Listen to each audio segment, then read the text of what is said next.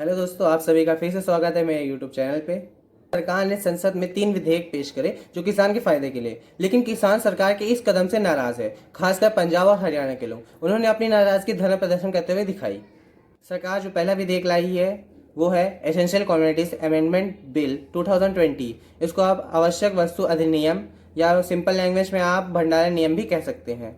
सरकार का दूसरा विधेयक farmers empowerment and protection agreement on price assurance and farm service bill, इसे आप हिंदी में मूल्य अवशासन पर बंदोबस्त एवं सुरक्षा समझौता भी कह सकते हैं और सिंपल लैंग्वेज में इसे कॉन्ट्रैक्ट फार्मिंग भी कहा जाता है।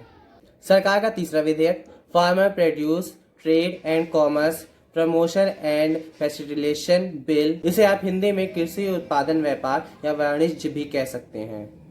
हम आते हैं सरकार के पहले विधेयक पे, एसेंशियल कमोडिटीज अमेंडमेंट बिल। इस बिल के अकॉर्डिंग आप जरूरत की चीज़ें जैसे तेल, नमक, दाल, चीनी, चावल, ये सब आप स्टोर करके रख सकते हैं।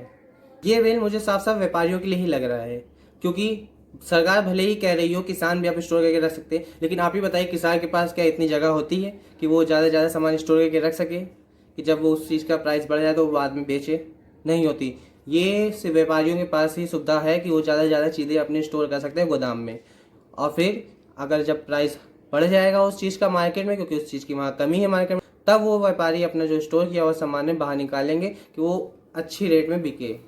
ये बिल मेरे नज़रिए से बेकार है, क्योंकि ज़्यादा से ज़्यादा इसमें नुकसान हमारा भी हुआ। सिर्फ फ़ायदा व्यापारियों का हो रहा है क्योंकि व्यापारी उस चीज़ को स्टोर करने के, और यहाँ पर कोई ऑफिसर आके जांच भी नहीं कर सकता, क्योंकि इस बिल के तहत आपदा या फिर युद्ध लड़ाई के समय आप स्टोर नहीं कर सकते। बाकी आप आराम से स्टोर कर सकते हो, कोई रोक टोक नहीं है।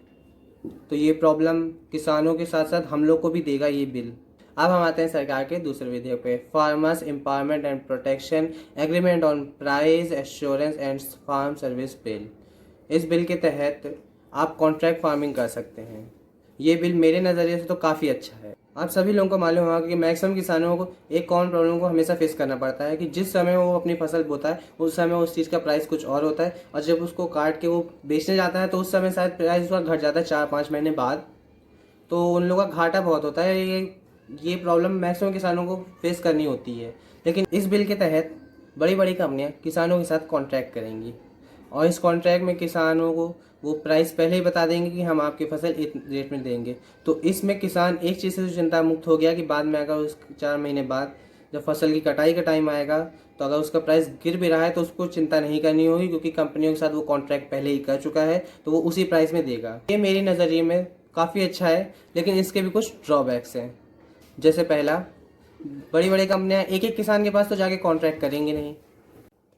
दूसरा, अगर किसान के कॉन्ट्रैक्ट करने के बाद जब कटाई के समय अगर फसल का रेट बढ़ गया तो किसान बाध्य है कि वो बाहर नहीं बेच सकता, क्योंकि उसका कॉन्ट्रैक्ट हुआ है तो उसको मजबूरन कंपनी वालों को बेचना पड़ेगा। और तीसरा, अगर बड़ी बड़ी कंपनियां किसानों के साथ फ्रॉड करती हैं तो किसान इतना आर्थिक रूप से मजबूत नहीं होता है कि वो बड़ी बड़ी कंपनियों के साथ लीगली फाइट कर सके।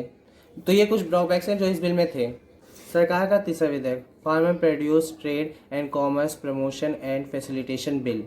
इस बिल के अकॉर्डिंग किसान अब बाध्य नहीं है कि वो अपनी फसल मंडी एपीएमसी में ही जाके बेचे, वो ये मंडी से बाहर भी जाके अपनी फसल बेच सकता है। ये एपीएमसी क्या है? एपीएमसी का फुल फॉर्म होता है agricultural produce market community.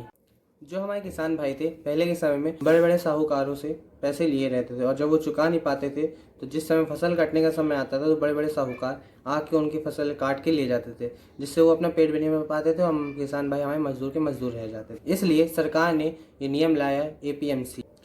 APMC एक बड़ी सी जगह होती है जहाँ पर किसान अपनी फसल लेके आता है और मिडिल मैन बिचौलियों को बेचता है। बिचौलियों के पास लाइसेंस होता है कि वो फसल खरीद के बड़े बड़े व्यापारियों को बेच सके।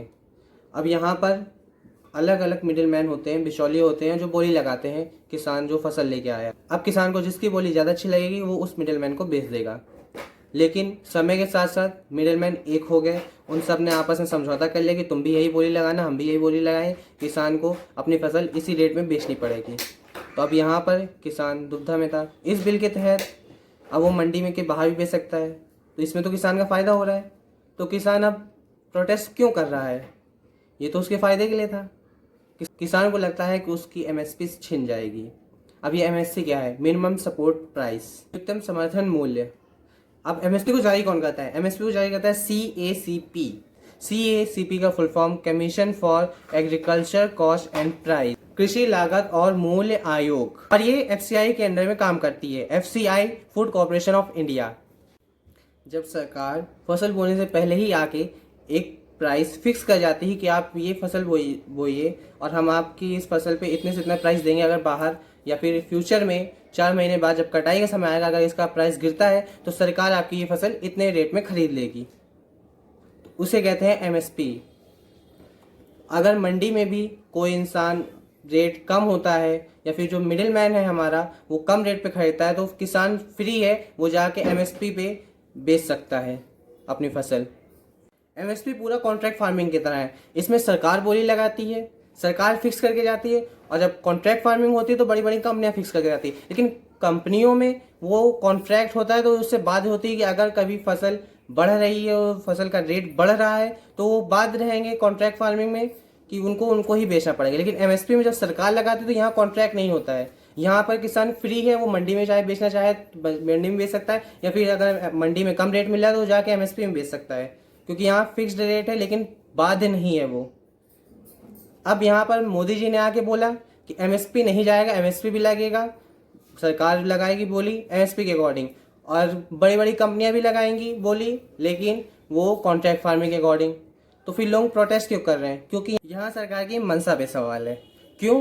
क्योंकि सरकार कॉन्ट्रैक्ट फार्मिंग को ला के यहाँ से अपना पल्ला धीरे से झाड़ रही है, क्योंकि जो राशन जो अनाज वो MSP पे खरीदती है किसानों से, वही राशन वो राशन कार्ड के थ्रू देती है गरीबों में, वो भी बहुत कम प्राइस में। यहाँ पर सीधे सीधे उनको घाटा होता है, किनको? सरकार को, हमारी यहाँ सरकार को घाटा होता है। अब सरकार यहाँ धीरे धीरे अपना पल्ला झाड़ रही है कि जब कॉन्ट्रैक्ट फार्मिंग आ जाएगी तो वो अपना धीरे धीरे पीछे हट जाएंगे और एक तरह पे बंद हो जाएगा MSP, और इसी कारण यहाँ पर किसान हम भाई हमारे प्रोटेस्ट कर रहे हैं। तो दोस्तों अब मैं आपसे अलविदा लेता हूँ, फिर मिलेंगे किसी और वीडियो में।